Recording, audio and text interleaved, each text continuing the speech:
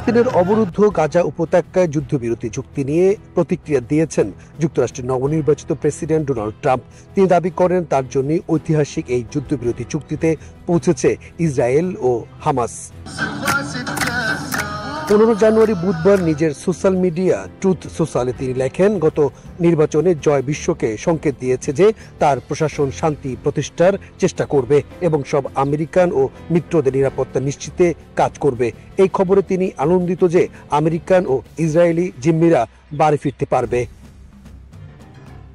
Trump তার মধ্যপ্রাচ্যের বিশেষ দূত হিসেবে স্টিভ উইটকফের নাম উল্লেখ করে বলেন, স্টিভ ও জাতীয় নিরাপত্তা দল ইসরায়েল ও আমাদের মিত্রদের সঙ্গে ঘনিষ্ঠভাবে কাজ চালিয়ে যাবে। তার দল শক্তির মাধ্যমে শান্তি প্রচারের কাজ পুরো অঞ্চলে চালিয়ে যাবে এবং আব্রাহাম চুক্তির গতি কাজে লাগিয়ে আরও অগ্রগতি সাধন করবে।